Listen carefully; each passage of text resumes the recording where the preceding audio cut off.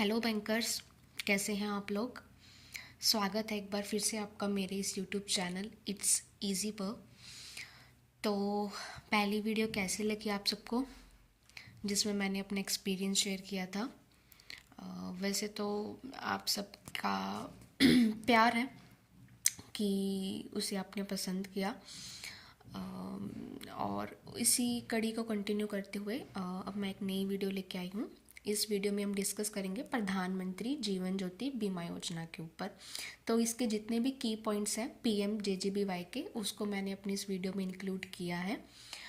And one more thing, आप लोग सोचोगे कि ये बहुत अर्ली है कि मैं टॉपिक्स डिस्कस करने लग गई हूँ। तो देखो, पढ़ने और पढ़ाने का कोई टाइम नहीं होता।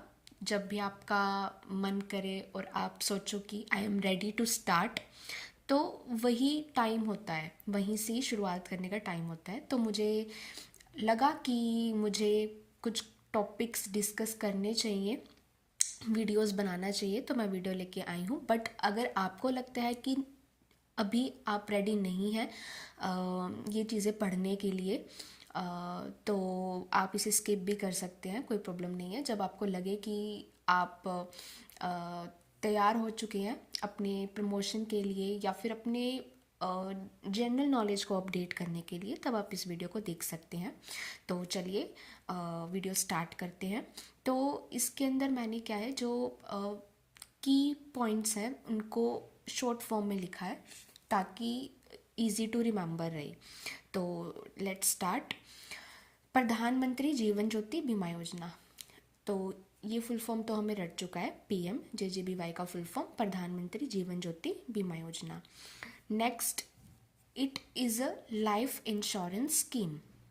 तो ये क्या है, लाइफ इंश्योरेंस स्कीम है। जो हमारा PMSBY होता है वो एक्सीडेंटल इंश्योरेंस कवर करता है, पर PMJJBY होता है वो हमारा लाइफ इंश्योरेंस स्कीम होता है। तो इस केस में नेचुरल डेथ अगर होती है इंसान की, तो इसमें आपको कवर मिलता है। कितने अमाउंट का मिलता है आपको पता भी होगा, और उसको हम नेक्स्ट डिस्कस भी करेंगे। तो ये क्या है, लाइफ इंश्योरेंस स्कीम है। सेकेंड पॉइंट इज, इसका प्रीमियम कितना होता है एनुअली, 436 रुपये, यानी कि साल में एक बार आपका प्रीमियम डिडक्ट होता है 436 रुपये। और ये प्रीमियम कब डिडक्ट होता है, तो ये मई का लास्ट वीक या फिर जून का स्टार्टिंग का जो वीक होता है, मतलब मोस्टली तो मई का लास्ट वीक होता है कि आपका प्रीमियम डिडक्ट हो जाता है। तो 436 रुपये होता है। उसके बाद कवर, ये कवर कितने टाइम से कितने टाइम के लिए होता है, तो प्रीमियम भी एनुअली है और एनुअली ही आपको कवरेज मिलती है। एनुअली कवरेज का क्या मतलब है कि आपका 1 जून से लेकर 31 मई तक का ये कवर रहता है। सपोज 1 जून 24 से लेकर 31 मई 25 तक का आपका कवर है, तो आपके 436 रुपये डिडक्ट हुए जून 24 में। उसके बाद जब 1 जून 25 आएगा, तो फिर आपका वापस से प्रीमियम डिडक्ट होगा, और 1 जून 25 से लेकर 31 मई 26 तक फिर आपको वो कवर मिलेगा। अब ये स्कीम लॉन्च कब हुई थी, ये स्कीम लॉन्च हुई थी 9 मई 2015 को।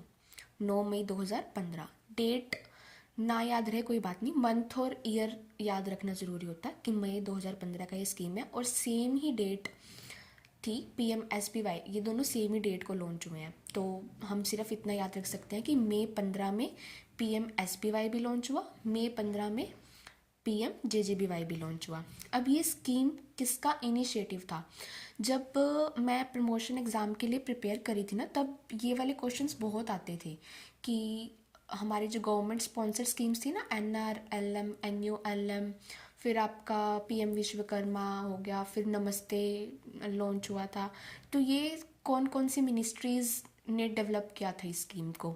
तो उस वजह से फिर मैंने PMJJBY का भी लिख दिया कि ये स्कीम किसका इनिशिएटिव है, DFS का। DFS की फुल फॉर्म क्या होती है, डिपार्टमेंट ऑफ फाइनेंशियल सर्विसेज। ये डिपार्टमेंट कौन सी मिनिस्ट्री के अंडर आता है, मिनिस्ट्री ऑफ फाइनेंस के अंदर, ठीक है। तो DFS का इनिशिएटिव था जो कि मिनिस्ट्री ऑफ फाइनेंस के अंदर आता है। उसके बाद पोर्टल जिस पे हम PMJJBY या PMSBY चढ़ाते हैं, तो कौन सा पोर्टल है, जन सुरक्षा पोर्टल है। पहले हमारे पास कमांड होती थी CBS में एंटर करने के लिए, PMJJBY कमांड का नाम था और PMSBY कमांड का ही नाम था इन दोनों इंश्योरेंस को एंटर करने के लिए। बट अब वो कमांड नहीं चलती है। अब हमारे पास जो CBS का लॉगिन पेज होता है, फिनेक्कल का होम पेज होता है जो, तो उस पर हमारे पास जन सुरक्षा पोर्टल रहता है, वहाँ पर जाकर हम अप्लाई करते हैं। तो ये पोर्टल जिसके थ्रू हम PMJJBY या SBY एंटर करते हैं वो जन सुरक्षा पोर्टल है। अब हमने तो इंश्योरेंस लगा दिया कस्टमर के अकाउंट से प्रीमियम डिडक्ट हो गया, बट वो इंश्योरेंस प्रोवाइड कौन करता है? मतलब इन केस अगर हम क्लेम लॉन्च करें, कोई कस्टमर है उसकी डेथ हो जाए और फिर वो उसका PMJJBY लिया हुआ हो और हमें क्लेम लॉन्च करना हो, तो वो क्लेम सेटल कौन करेगा? क्लेम के पैसे कौन देगा? LIC देगा। तो ये जो स्कीम है वो LIC स्पॉन्सर करता है। LIC यानी कि लाइफ इंश्योरेंस कॉरपोरेशन, तो LIC इसको स्पॉन्सर करता है, but administered by respective banks. इसका संचालन कौन करता है? अलग अलग बैंक करते हैं, जिसका जिस बैंक में खाता है वो उस बैंक से अपना वो इंश्योरेंस करवा लेता है। ठीक है। उसके बाद लाइफ इंश्योरेंस कवर इसमें कितना है? 2 लाख रुपए का है नेचुरल डेथ के केस में। और if enrolment takes place in first quarter, that is June, July, August, premium will be 436 rupees, out of which 30 rupees commission is for BCs, 11 rupees for banks and 395 is paid to LIC। इसको देखना, ध्यान से समझना। मैंने क्या बताया था आपको कि इसमें कितने टाइम का कवरेज रहता है? ये 1 जून से लेकर 31 मई तक की कवरेज हमें प्रोवाइड कराता है। तो हमारा पहला क्वार्टर 3 मंथ्स का होता है, जून से स्टार्ट होता है प्रीमियम की कवरेज, तो जून, जुलाई और अगस्त। अगर आपने इसी क्वार्टर में अपना ये इंश्योरेंस करवा लिया तो आपको पूरा प्रीमियम देना पड़ेगा, जो कि 436 रुपये प्रीमियम अमाउंट थी, पूरा देना पड़ेगा। अब उसमें कमीशन जाता है, बैंक का कमीशन कितना रहता है और BC का कमीशन कितना होता है, और बाकी बची हुई अमाउंट जो है वो LIC को चली जाती है। तो इसमें अगर आपने फर्स्ट क्वार्टर में ही अपने आप को एनरोल करवा लिया, यानी क्या पूरे के पूरे मतलब अगर आपने जून में कराया तो आपको पूरे के पूरे 12 महीनों का कवरेज मिल जाएगा, जुलाई में करवाया है तो 11 महीनों का कवरेज मिलेगा, अगस्त में कराया तो 10 महीनों का कवरेज मिलेगा, लेकिन आपका प्रीमियम तो पूरा ही कटेगा 436 रुपये अगर आपने पहले क्वार्टर में कराया। तो 30 रुपये का कमीशन जाता है BCs को और 11 रुपीज़ का कमीशन जाता है बैंक्स को। 30 रुपये का कमीशन जाता है BC को, 11 रुपये का बैंक्स को। याद कैसे रखेंगे? ये जो LIC को अमाउंट जाती है ना, ये एक बार आप स्किप करो, मतलब मत याद रखो, मतलब पूरा प्रीमियम याद रखो 436 रुपये। उसके बाद BC को ज़्यादा अमाउंट जाएगी, BC को कमीशन की ज़्यादा अमाउंट जाएगी, 30 रुपये जाएंगे, बैंक्स को कम जाएंगे, बैंक्स को 11 रुपये जाएंगे। तो 30 और 11 आपके कितने बनेंगे? 41।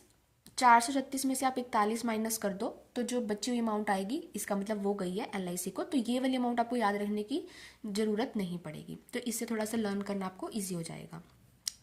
उसके बाद अगर एनरोलमेंट आपका सेकंड क्वार्टर में हुआ, यानी कि सितंबर, अक्टूबर और नवंबर, इन 3 मंथ के दौरान आपने सोचा कि चलो PMJJBY इंश्योरेंस लेते हैं, तो आपका प्रीमियम जो है वो पूरा नहीं कटेगा, वो 342 रुपये कटेगा। 342 रुपये कटेगा, जिसमें से 22.5 रुपये जाएंगे BC को और 10.5 रुपये जाएंगे बैंक्स को। मतलब ज़्यादा अमाउंट किसको जा रही थी? अभी तक BC को जा रही थी। BC को 30 रुपये गए थे पिछले क्वार्टर में अगर उसने एनरोल किया था, तो इस क्वार्टर में अगर वो एनरोल करता है तो BC को ही ज़्यादा अमाउंट जा रही है, 22.5 रुपये जा रहे हैं। और बैंक्स को कितने जा रहे हैं? 10.5 रुपये। मतलब BC को अगर 22.5 जा रहे हैं तो बैंक्स को भी 10.5 जा रहे हैं, मतलब कि पैसे भी इंक्लूड है, कंप्लीट नंबर नहीं है उसमें। 11 रुपये थे तो कंप्लीट नंबर था, कंप्लीट डिजिट्स थी 11, इसके अंदर कंप्लीट डिजिट्स नहीं है। दोनों को ही पैसे वाली अमाउंट इंक्लूड करी हुई है। तो 22.5 रुपये BC को, 10.5 रुपये बैंक्स को, और जो अमाउंट बचेगी वो चली जाएगी आपकी LIC को। नेक्स्ट है कि अगर आपने थर्ड क्वार्टर में अपने आप को एनरोल किया, दिसंबर, जनवरी, फरवरी, इन 3 महीनों में अगर कोई कस्टमर आया कि मुझे PMJJBY का इंश्योरेंस करवाना है, तो फिर आपको प्रीमियम 228 रुपये का देना पड़ेगा। 228 रुपये का प्रीमियम दोगे, जिसमें से 15 रुपीज़ का कमीशन रखा गया है BCs के लिए और 7 रुपये का रखा गया है बैंक के लिए। इसको आप कैसे याद कर सकते हो? 15 रुपये का कमीशन तो आपको याद करना ही पड़ेगा कि BC के लिए 15 रुपये का कमीशन है। 15 का आधा कितना होता है? 7.5। तो 7.5 नहीं है, 7 रुपये है। ₹7 आपके बैंक को कमीशन मिलेगा, और 15 और 7 22, 228 में से 22 जाएंगे तो 206 बचे, तो वो ₹206 आपके LIC को जाएंगे। और अगर आपने बिल्कुल ही फोर्थ क्वार्टर मार्च अप्रैल में इन 3 में से किसी भी मंथ में आपने एनरोल किया अपने आप को PMJJBY के लिए, तो फिर आपको प्रीमियम देना पड़ेगा ₹114 का, जिसमें से ₹7.5 का कमीशन आपका जाएगा BC को और ₹3.5 का कमीशन जाएगा आपका बैंक्स को। अब ये कैसे याद रखेंगे, अगर आपने थर्ड क्वार्टर में एनरोल किया था तो आपके ₹15 जा रहे थे BC को, 15 का आधा 7.5, तो 7.5 इस क्वार्टर में जा रहे हैं BC को। अगर आपने थर्ड क्वार्टर में एनरोल किया था तो बैंक्स का कमीशन कितना था ₹7 का, तो 7 का आधा ₹3.5, तो ₹3.5 इसमें बैंक्स को जा रहे हैं और बाकी बची अमाउंट LIC को जा रही है। तो कंप्लीट प्रीमियम आपका है ₹436 का। सिर्फ एक ही क्वार्टर बचा है तो ₹114, फिर 2 क्वार्टर है तो फिर 114 का डबल है, 114 दूनी 228। 3 क्वार्टर है तो 114 का 3 गुना ₹342, और कंप्लीट चारों के चारों क्वार्टर पड़े हुए हैं तो ₹436 का आपका प्रीमियम कटेगा। उसके बाद ये फैसिलिटी टर्मिनेट हो जाती है जब कस्टमर अटेन करता है 55 साल की उम्र। इसका क्या मतलब है, एक पॉइंट मेरा इंक्लूड करना रह गया क्या, कि कौन से कस्टमर एलिजिबल है PMJJBY के लिए। तो जिनकी उम्र 18 साल से लेकर 50 साल तक की होती है वो PMJJBY का फ़ायदा ले सकते हैं, ठीक है। बट अब यहाँ पे लिखा हुआ है कि टर्मिनेट होता है 55 साल की उम्र में। इसका क्या मतलब है, देखो इसका मतलब ये है कि अगर आप कोई फ्रेश एनरोलमेंट करा रहे हो, फर्स्ट टाइम आपने कराया, आपने पहले कभी करवा ही नहीं रखा था, तो उसके लिए आपकी एज है कि 18 साल कम से कम, और मैक्सिमम आप 50 साल के हो।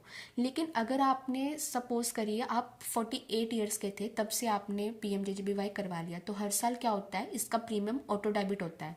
जैसे ही मई का मंथ आता है तो लास्ट वीक ऑफ मई में आपका प्रीमियम जो है वो डिडक्ट हो जाता है। किस केसेस में ये टर्मिनेट हो जाता है, तो 2-3 केस होते हैं। या तो आपके जिस टाइम पैसे कटने थे उस टाइम आपके अकाउंट में सफिशिएंट बैलेंस नहीं था, तो उस केस में भी ये फिर टर्मिनेट हो जाएगा आपका इंश्योरेंस, आपके खाते में फिर इंश्योरेंस नहीं लगेगा। दूसरा, अगर आपने अकाउंट क्लोज करा दिया तो। अब तीसरा ये एज वाला है कि अगर आपने एक बार फ्रेश करवा लिया 48 ईयर्स की उम्र में, 48 साल के थे आपने तब करवाया, फिर 49 को ये अपने आप लग जाएगा, ऑटो डेबिट हो जाएगा आपका प्रीमियम। 50 ईयर की एज में हो जाएगा, 51 में हो जाएगा, 2 में, 3 में, 4 में, और लास्ट जब आप 55 ईयर्स के होगे बस तभी आपको तब तक ही कवरेज मिलेगा, उसके बाद फिर आपको कवरेज नहीं मिलेगा। जैसे ही आप 55 साल के होगे, 55 के आप कंप्लीट हो गए, तो उसके बाद आपको कवरेज फिर नहीं मिलेगी। तो ये हो गया पॉइंट। उसके बाद क्लेम लॉजमेंट के लिए हमारा कौन सा पोर्टल है, तो LIC का MPH पोर्टल है। मतलब अगर कोई कस्टमर था जिसने PMJJBY ले रखा था और वो एक्सपायर हो जाता है, अब उसके नॉमिनी आते हैं कि हमारे इन्होंने जो भी हमारे थे इन्होंने ले रखा था, इसका अब हमें क्लेम लॉज करवाना है। तो उसके लिए फिर बैंक कौन से पोर्टल पे वो क्लेम लॉज करेगा, तो LIC का MPH पोर्टल होता है, उस पर आपको सारा क्लेम लॉज करना पड़ेगा। और एक इम्पॉर्टेंट पॉइंट इसमें था लीन पीरियड का। लीन पीरियड का मतलब क्या है कि अभी आपने फ्रेश एनरोलमेंट कराई, तो एनरोलमेंट कराने के 30 दिन तक अगर आपकी डेथ हो भी जाती है तो फिर आपको क्लेम नहीं मिलेगा, यानी कि 30 दिन के बाद ही इफ़ेक्टिव कवरेज स्टार्ट होती है। पहले 30 दिन तक आपको इंश्योरेंस का बेनिफिट नहीं मिलेगा। तो ये थे सारे PMJJBY को लेके इम्पोर्टेंट पॉइंट्स। तो कैसी लगी ये वीडियो कमेंट सेक्शन में ज़रूर बताइएगा। और मैं प्लान कर रही हूँ कि JIB के एग्ज़ाम क्योंकि अभी होने वाले हैं और उसकी लास्ट डेट भी अभी एक्सटेंड करी है, तो उसके रूल्स को लेके एक वीडियो लेके आने की, तो अपना रिस्पॉन्स दीजिएगा कमेंट्स के अंदर कि इसके ऊपर वीडियो बनाया जाए या नहीं बनाया जाए। अगर कोई और टॉपिक आपको लग रहा है इसके ऊपर आपको वीडियो चाहिए तो वो भी आप मेरे को सजेस्ट कीजिएगा, मैं उसके ऊपर भी वीडियो बनाने की कोशिश करूँगी। तो अगर आपको कुछ भी इन्फॉर्मेटिव लगा हो मेरी वीडियो में तो इस वीडियो को लाइक कीजिएगा, चैनल को सब्सक्राइब कीजिएगा। थैंक यू मेरे साथ जुड़ने के लिए।